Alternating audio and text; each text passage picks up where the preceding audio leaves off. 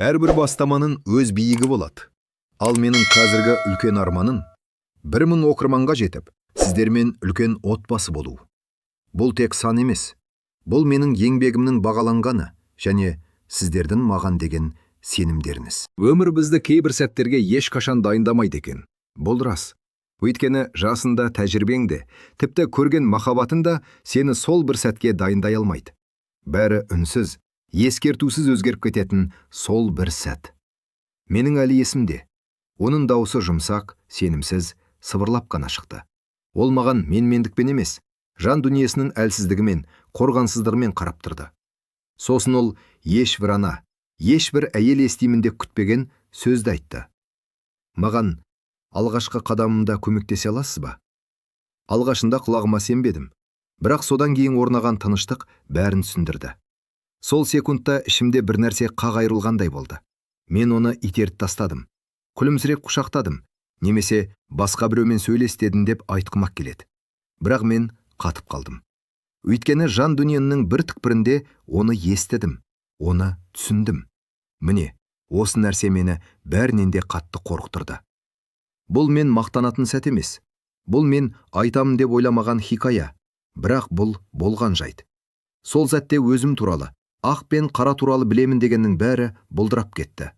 Менің әлемім жалғыздық пен еленбеу. Бұл тек ол туралы емес еді, бұл мен туралы болатын. Жылдар бойы өзімді еленбеген, керексіз, көрінбейтін жан сезінгенім туралы.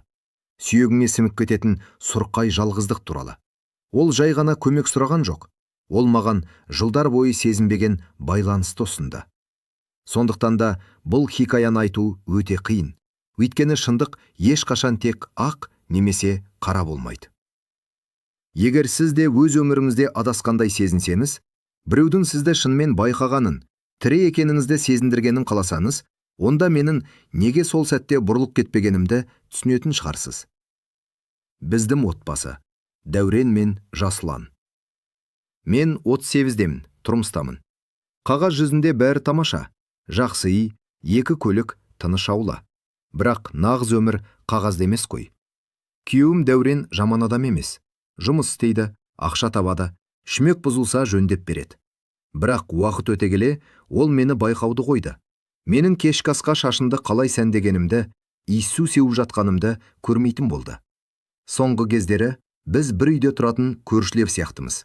Ол кеш келеді. Теледидар алдында тамақ ішеді, сосын диванда ұйықтап қалады. Мен өз некемнің фондық шуына айналдым. Ал Жасұлан, ол 19 жаста. Дәуреннің бірінші некесінен туған ұлы. Анасы ол кішкентай кезінде тастап кеткен. Мен олардың өміріне келгенде Жасұлан небәрі 12 деді. Яң, жуас бала болатын. Жылдар өте келе біз жақындаса түстік. Ол маған бәрін айтатын, армандарын, достарын. Ол мені ешқашан ана деп атаған емес, мен де талап етпедім. Бірақ біздің арамыздағы байланыс әкесімен болған байланыстан да күштірек еді. Оның алғашқы махаббат мұңында, емтихан алдындағы уайымында, тіпті жасырып жылаған сәттерінде мен қасында болдым. Уақыт өте келе, ол жай ғана өгей ұлым болудан қалды. Ол үйдегі мені шынымен көретін жалғыз адамға айналды. Ол менің жаңа көйлегімді байқайтын, мұңайсам, бәрі дұрыс па деп сұрайтын. Жылдар бойы назарға шөлдеп қалғанда, мұндай сезім оттегі сияқты әсер етеді екен. Шекараның бұзылуы. Бірде сәрсенбінің кешінде Дәурен ұйықтап жатқанда Жасұлан ас үйге түсті. Оның жүзінен қатты қобалжып тұрған көрінді. Ол өзінің алғашқы жақындығы туралы ешкімге сенбейтінін, тек маған сенетінін айтты. Сіз мені бәрінен де жақсы түсінесіз.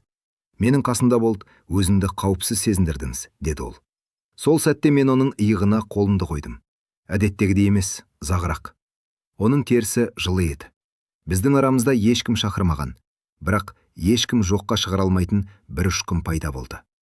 Бірнеше күннен кейін ол, әйелдерге не ұнайтынын маған көрсете аласыз ба деп сұрады. Жүрегім тоқтап қалғандай болды. Мен жоқ деп айтуым керек еді, бірақ мен иә дедім. Сөзбен емес, үнсіздігіммен, қасында қалуыммен. Мен өзімді бұл тек көмек, оған сенімділік беру үшін деп алдадым. Бірақ бұл өтірік еді. Мен қайтадан керек екенімді, әйел екенімді сезінгім келді. Қайтпас жол. Дәурен сапарға кеткен түнде бәрі болды. Жаңбырлы түн еді. Бұл асығыс немесе дөрекі болған жоқ. Бұл өте баяу, нәзік және жан ауыртарлықтай жақын болды. Соңында ол маған, мен сізді жақсы көрем деді. Осы сөздер менің әлемімді тас-талқан етті. Ертесіне айнаға қарап өзімді танымадым. Ұят, қорқыныш, жиіркеніш. Бірақ ең сорақысы, мен өкінбедім. Осы нәрсе мені өлімнен де қатты қорықтырды.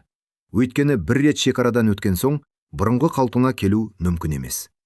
Қазір мен екі оттың ортасындамын. Бұл махаббат па, әлде жалғыздықтан туған трагедия ма?